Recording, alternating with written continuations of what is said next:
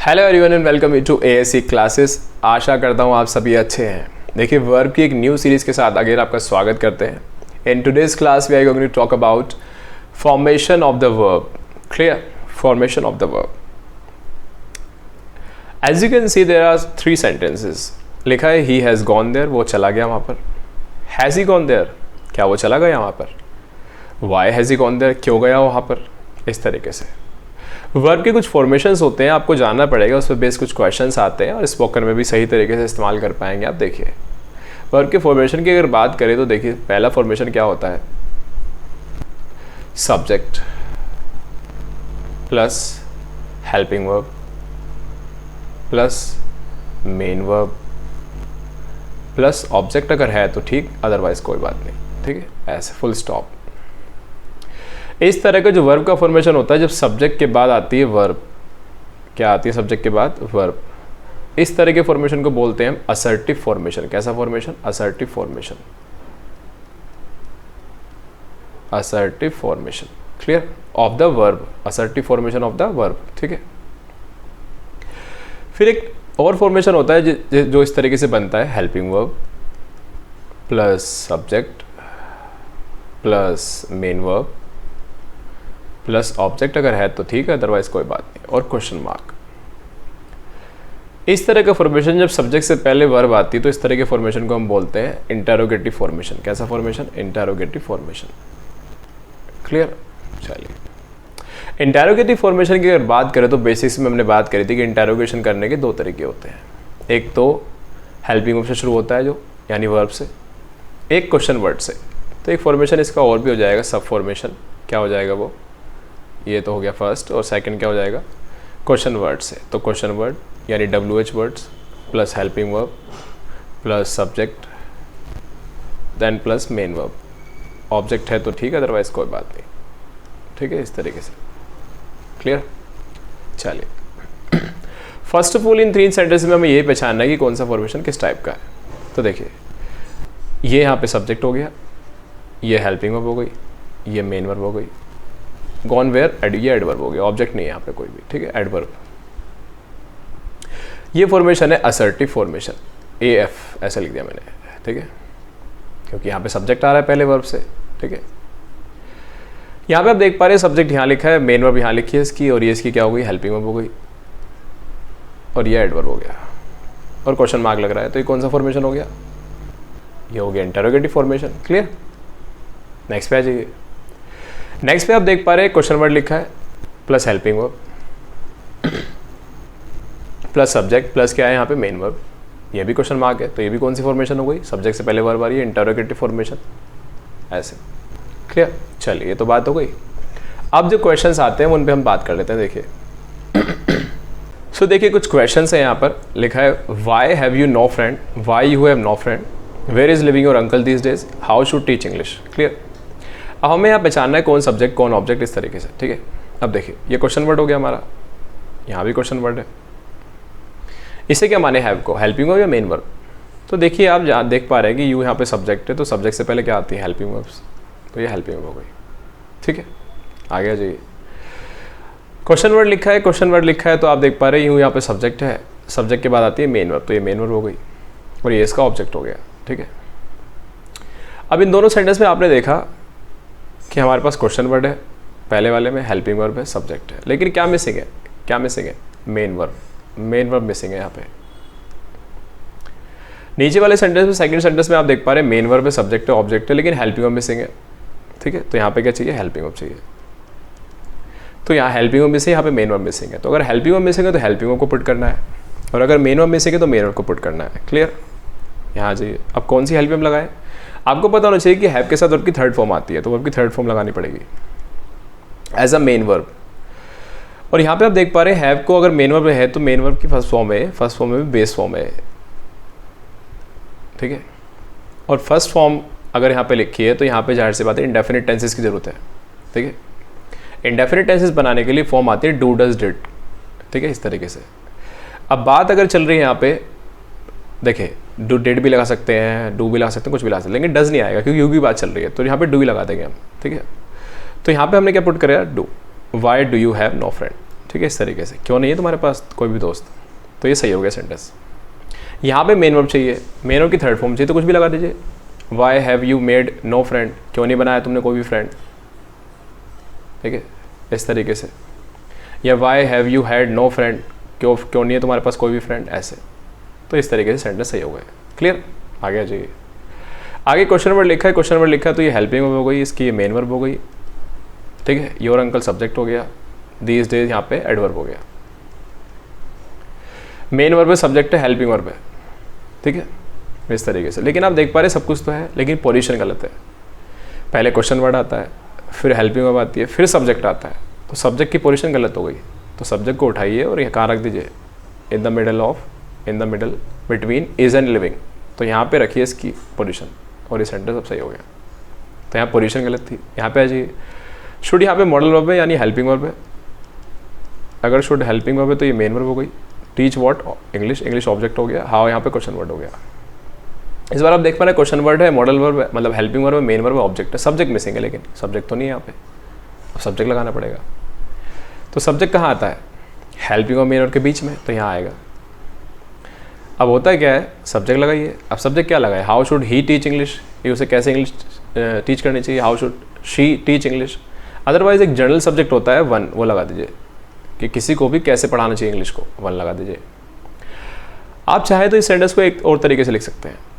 अब आप देख पा रहे हैं कि सेंटेंस एक्टिव वॉइस में लिखा है, क्योंकि इसका सब्जेक्ट और बी की कोई फॉर्म नहीं लग रही, ना ये वर्ब की थर्ड फॉर्म लग रही कोई, तो बी की फॉर्म के साथ वर्ब की थर्ड फॉर्म मिल के पैसिव बन जाता है। तो ये एक्टिव वॉइस में लिखा है कि जो एक्टिव वॉइस में क्या होता है हमारा ऑब्जेक्ट, वो पैसिव वॉइस में क्या बन जाता है, सब्जेक्ट बन जाता है। क्लियर, ध्यान से निकल गया था, सॉरी फॉर दैट। अब यहाँ पे क्या करते हैं हम, देखिए इसको चाहो तो ऐसे भी लिख सकते हो, how should English, English object है तो सब्जेक्ट बन जाएगा। How should English be taught, simply ऐसे लिख दीजिए, लीजिए सही हो गया, ठीक है। ऐसे भी सही हो गया, तो ऐसे भी सही हो गया और ऐसे भी सही हो गया। क्लियर, आगे आ जाइए। आगे अब कुछ बेहतर क्वेश्चन है, देखिए लिखा है whom you met last Friday, who met you last Friday, what Kamal disturbed there, what disturbed Kamal there, ठीक है। अब यहाँ पे आपको समझना क्या है कि जो who है, whom है, what है या which है, ठीक है। ये इंटेरोगेटिव प्रोनाउंस होते हैं सारे, क्या होते हैं इंटेरोगेटिव प्रोनाउंस। अब इंटेरोगेटिव प्रोनाउंस है तो प्रोनाउंस है, प्रोनाउंस का काम होता है सेंटेंस में सब्जेक्टिव ऑब्जेक्ट बनना। तो हु और हुम का यूज़ हम करते हैं पर्सन के लिए, व्हाट और विच का यूज़ करते हैं एनिमल्स और थिंग्स के लिए, है ना, ये तो हमें पता ही है। पर्सन के लिए भी करते हैं जब सिलेक्शन करते हैं, सिलेक्शन के सेंस में पर्सन के साथ भी कर सकते हैं, ठीक है। अब हु यहाँ पे सब्जेक्टिव केस में लिखा जाता है, जब सब्जेक्ट की जरूरत हो तो हु लगा दीजिए, ऑब्जेक्ट की जरूरत हो तो हुम लगा दीजिए। व्हाट और विच सब्जेक्ट भी बन सकते हैं, ऑब्जेक्ट बन सकते हैं, डिपेंडिंग ऑन द कॉन्टेक्स्ट, ये भी प्रोनाउन है। अब यहाँ पे आप देखते हैं हमारे पास क्वेश्चन वर्ड है, हमारे पास यहाँ पे क्वेश्चन वर्ड है, और यहाँ पे हमारे पास क्या है, अगर क्वेश्चन वर्ड है तो होम लिखा है, होम लिखा है तो ये ऑब्जेक्ट है। अच्छा, अगर ये ऑब्जेक्ट हो तो ये मेन वर्ब हो गई, यू इसका क्या हो गया, सब्जेक्ट हो गया। Met when last Friday adverb हो गया, ऑब्जेक्ट यहाँ पे कोई नहीं है। आओ देख पा रहे हैं हमारे पास क्वेश्चन वर्ड है, सब्जेक्ट है, मेन वर्ब है, हेल्पिंग वर्ब नहीं है, लेकिन हेल्पिंग की जरूरत पड़ेगी क्योंकि क्वेश्चन है, ठीक है। तो हेल्पिंग लगानी पड़ेगी, हेल्पिंग लगाएंगे कौन सी। अब चूंकि यहाँ पे मेट लिखा है तो मेट वर्ब की सेकंड फॉर्म है, तो मेट सेकंड फॉर्म में, सेकंड फॉर्म की हेल्पिंग क्या होती है, डिड, तो डिड लगा दीजिए। होम डिड यू, ऐसे जैसे आप डिड लगाएंगे तो मेट का मीट करना पड़ेगा, whom did you meet last Friday, ऐसे। क्लियर, ऐसे करना पड़ेगा आपको। आगे आ जाइए। Who met you last Friday, इसमें आप मेन वर्ब देख रहे हैं, मेट है, whom met whom you, you object हो गया, तो फिर ये हु क्या हो गया, सब्जेक्ट हो गया। तो और यही क्वेश्चन वर्ड है, ये भी क्वेश्चन वर्ड है। अब क्या मिसिंग है, सब्जेक्ट है, मेन वर्ब है, ऑब्जेक्ट है, हेल्पिंग मिसिंग है, तो हेल्पिंग कहाँ लगाएंगे। आपको पता होगा कि हेल्पिंग यूज़ होती है सब्जेक्ट से पहले। अब अगर सब्जेक्ट से पहले यहाँ लगा देंगे हेल्पिंग, तो आपको पता होना चाहिए कि क्वेश्चन वर्ड से पहले तो हेल्पिंग नहीं आती। चलो सब्जेक्ट से पहले तो हेल्पिंग आ जाती है, लेकिन क्वेश्चन वर्ड से पहले हेल्पिंग तो नहीं आती ना। क्लियर, चूंकि ये जो क्वेश्चन वर्ड है यही सब्जेक्ट है, तो जब भी कभी यहाँ पे ध्यान रखिएगा मैं जो बोलने जा रहा हूँ, जब भी कभी हमारे जो WH फैमिली के वर्ड्स हैं हु, हुम, व्हाट, विच, अगर ये सब्जेक्ट की तरह काम करें, किसकी तरह काम करें, सब्जेक्ट की तरह, तो कोई हेल्पिंग वर्ब लगाइएगा, कोई भी हेल्पिंग वर्ब मत लगाइएगा, ये ध्यान रखिएगा आप। क्लियर? तो यहाँ पर आपको कोई भी हेल्पिंग वर्ब लगाने की जरूरत नहीं है और सेंटेंस ऐसे ही सही है। Clear? Who met you last Friday, कौन मिला तुमसे, मतलब तुम किससे मिले लास्ट फ्राइडे। ठीक है, आगे आ जाइए। अब आप देख पा रहे हैं कि व्हाट और होम जो उनका जो अपीयरेंस है वही बता देता है कि ये सब्जेक्ट है ऑब्जेक्ट है, लेकिन व्हाट मतलब हु और होम, ठीक है, लेकिन अगर व्हाट और विच की बात करें तो इनका अपीयरेंस ये नहीं बता पाता। So you have to identify, आपको आइडेंटिफाई करना पड़ेगा कि व्हाट यहाँ पे या विच यहाँ पे सब्जेक्ट है या ऑब्जेक्ट है, वो हम पहचान लेंगे आसानी से। देखिए व्हाट क्वेश्चन वर्ड हो गया, यहाँ पे भी व्हाट क्या है, क्वेश्चन वर्ड है। ठीक है, अब ये मेन वर्ब है, आपको पता होना चाहिए कि मेन वर्ब से पहले क्या आता है, सब्जेक्ट आता है, तो ये सब्जेक्ट हो गया। इसी तरीके से यहाँ जाइए, डिस्टर्ब यहाँ पे मेन वर्ब है, मेन वर्ब से पहले सब्जेक्ट आते हैं, लेकिन यहाँ पे तो कमल लिखा है बाद में, तो मेन वर्ब के बाद तो ऑब्जेक्ट आते हैं, तो कमल ऑब्जेक्ट हो गया, तो ये मेन वर्ब हो गई। ठीक है, यहाँ पे आ जाइए। अब देखिए अगर यहाँ पे कमल पहले से सब्जेक्ट है तो फिर तो ये व्हाट बन रहा है, किसकी तरह काम कर रहा है, ऑब्जेक्ट की तरह। और किसका ऑब्जेक्ट बन रहा है, इस डिस्टर्ब वर्ब का, इस डिस्टर्ब वर्ब का ऑब्जेक्ट बन रहा है। ठीक है, ऐसे व्हाट कमल डिस्टर्ब दे रहे कि किस चीज़ को, मतलब क्या डिस्टर्बेंस कर दिया कमल ने वहाँ पे। ठीक है, किस चीज़ को डिस्टर्ब कर दिया, इस तरीके से कोई भी चीज़ हो सकती है, वो डिस्टर्ब व्हाट ऐसे, तो व्हाट ऑब्जेक्ट की तरह काम कर रहा है क्वेश्चन वर्ड, क्योंकि सब्जेक्ट पहले से ही है। ये वर्ड क्या काम कर रहा है, कमल इसमें ऑब्जेक्ट है, ये मेन वर्ड, तो इसका मतलब ये सब्जेक्ट बन रहा है, व्हाट डिस्टर्ब कमल देयर। ठीक है, कमल ने क्या डिस्टर्ब किया वहाँ पे, मतलब व्हाट डिस्टर्ब कमल देयर, किस चीज़ ने कमल को डिस्टर्ब कर दिया वहाँ पे, सॉरी फॉर दैट, किस चीज़ ने कमल को वहाँ पे डिस्टर्ब किया, और उस ऊपर वाले का मतलब कि कमल ने क्या डिस्टर्ब कर दिया। ठीक है, वैसे तो अभी क्या बताया था कि अगर आपके ये वर्ड्स ऑब्जेक्ट की तरह काम करें तब तो हेल्प में लगानी पड़ेगी। डिस्टर्ब यहाँ पे वर्ब की सेकंड फॉर्म है, तो सेकंड फॉर्म की हेल्प में कौन होती है, डिड, तो यहाँ पे लगा लीजिए did. What did Kamal disturb, अब यहाँ पे लिख दीजिए डिस्टर्ब। ठीक है, ऐसे डिस्टर्ब देयर। ठीक है, ये सही हो गया। ये क्वेश्चन वर्ड ही क्या है, यहाँ पे सब्जेक्ट है, तो जब सब्जेक्ट होता है क्वेश्चन वर्ड तो फिर तो लगानी पड़ेगी, क्योंकि सब्जेक्ट से पहले आते हैं हेल्पिंग वर्ब्स। ठीक है, लेकिन क्वेश्चन वर्ड से पहले तो नहीं आती, तो ये ऐसे छोड़ दीजिए और ये सेंटेंस सही हो गया। क्लियर? चलिए अब एक एडवांस लेवल के और क्वेश्चंस हैं यहाँ पे, वो भी समझने होंगे आपको। देखिए why they have not come, do you know why have they not come yet, I know why have they not come yet. अब देखिए ये why they have not come ये क्वेश्चन वर्ड हो गया, दे यहाँ पे सब्जेक्ट हो गया, हैव यहाँ पे हेल्पिंग हो गई, नॉट यहाँ पे एडवर्ब हो गया, कम यहाँ पे मेन वर्ब हो गया, येट यहाँ पे एडवर्ब हो गया। ठीक है, मतलब हम मेन तो हमें वही देखना जो हम क्वेश्चन की बात कर रहे हैं, एडवर्ब वगैरह तो बात की बात है।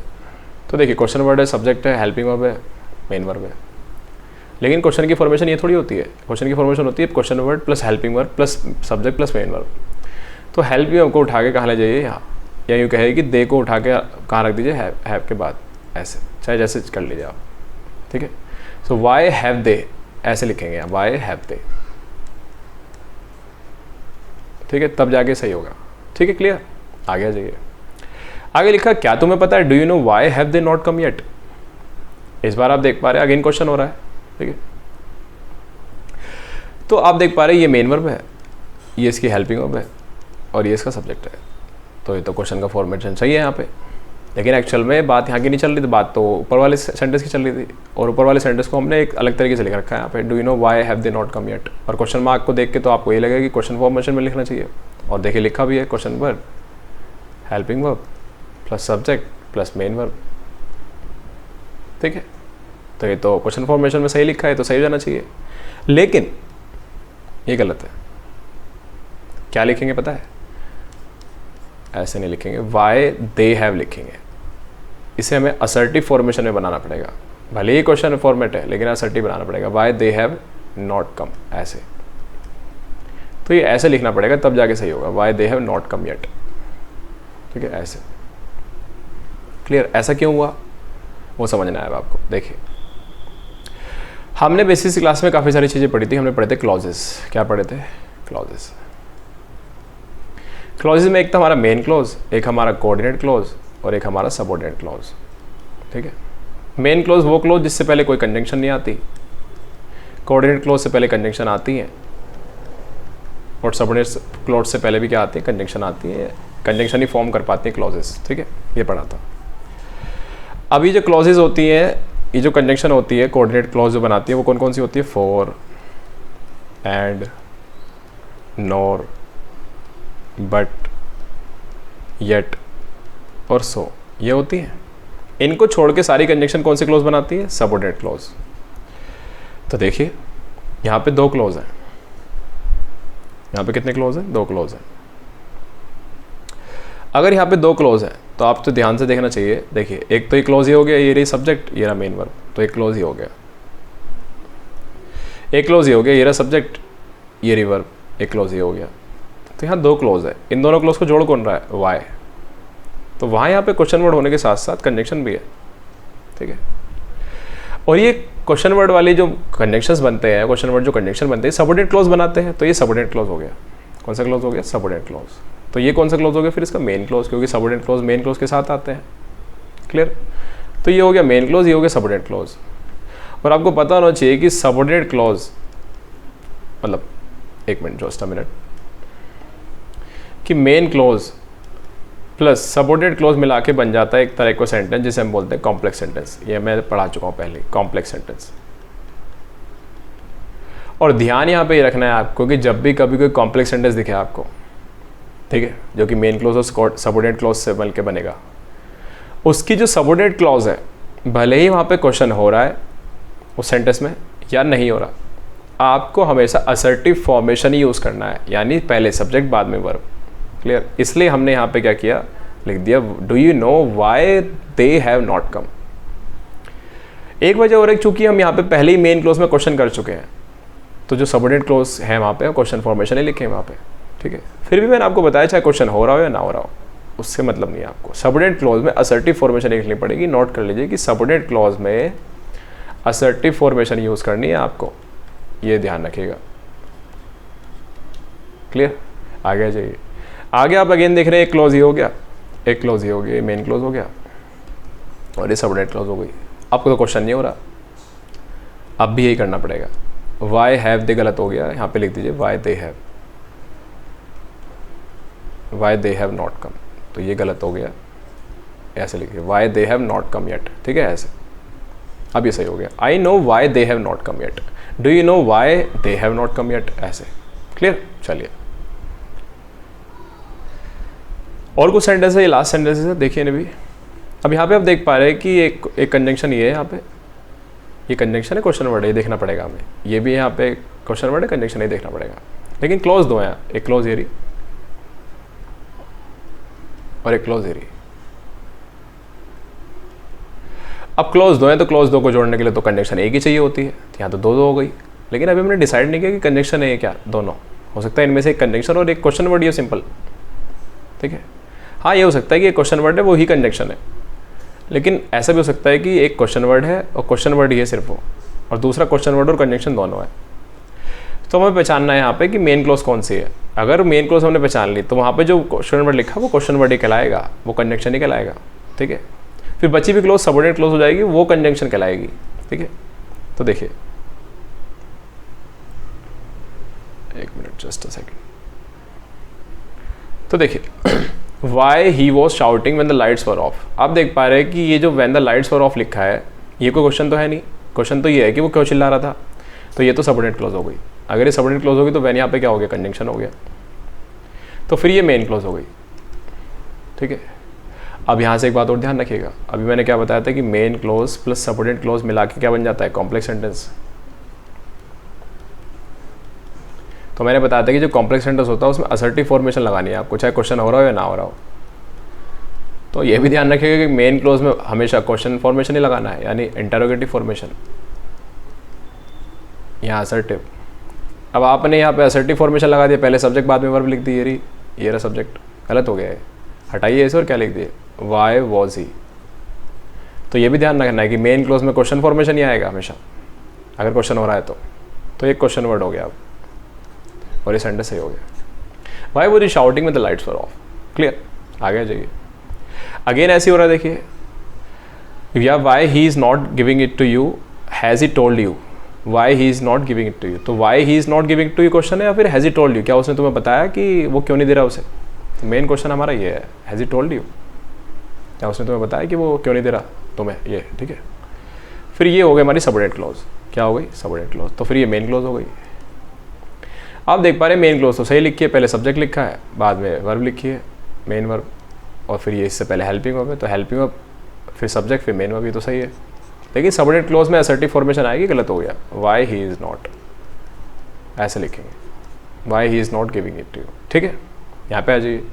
The doctor said to the patient what does make you smoke this much. Doctor ने कहा, भाई डॉक्टर ने पूछा कि भाई इस पेशेंट से कि भाई ये कौन सी ऐसी चीज़ है जो तुम्हें इतना स्मोक कराती है, इतना स्मोक करने के लिए फोर्स करती है।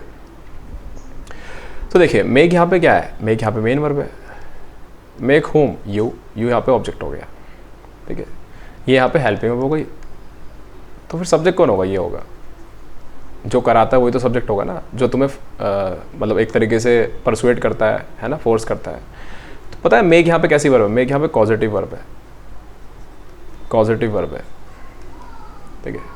अब कॉजेटिव वर्ब है अगर ये मेक, ठीक है, तो मेक पॉजिटिव जब वर्ब होती है तो इसका मतलब होता है किसी को कॉज कराना, ठीक है। तो एक पॉजिटिव वर्ब हो गई हमारी। एक मिनट, जस्ट अ सेकेंड। अब मैंने क्या बताया था कि जब भी हमारे question words what, which, who, home, मतलब हु, ये जब सब्जेक्ट बनते हैं तब हेल्पिंग वर्ब की जरूरत नहीं होती, तो हटा दीजिए। और सिंपली यहाँ पे व्हाट लिखा है तो व्हाट सिंगुलर मान के यहाँ पे लिख दीजिए, मेक को हटा के मेक्स। दूसरी वजह ये भी है कि जब डज हट गया तो यहाँ पे मेक्स ही आएगा, डज लगाएंगे तो मेक आएगा, क्योंकि डू डज के साथ वर्ब की बेस फॉर्म आती है। तो यहाँ पे लिखिए ऐसे, doctor said to the patient what makes you smoke this much, clear, ऐसे लिखना पड़ेगा हमें। ये लीजिए सेंटेंस हो गया। तो ये थे कुछ सेंटेंस अच्छे, दोबारा से इनको ट्राई करिएगा और चीज़ों को समझने की कोशिश करिएगा। चीज़ें समझना चाहेंगे तो बहुत कुछ समझ पाएंगे। मैंने खुद एक्सपीरियंस किया है इन चीज़ों का। देर सवेर चीज़ें आती समझ में ज़रूर है, लगे रहना पड़ता है, लेकिन लगे रहने से ही चीज़ें हासिल होती हैं, छोड़ देने से जो मिला है वो भी गवा देते हैं आप, क्लियर। चलिए, so thank you for watching this video, बने रहिएगा चैनल पे। Thank you so much.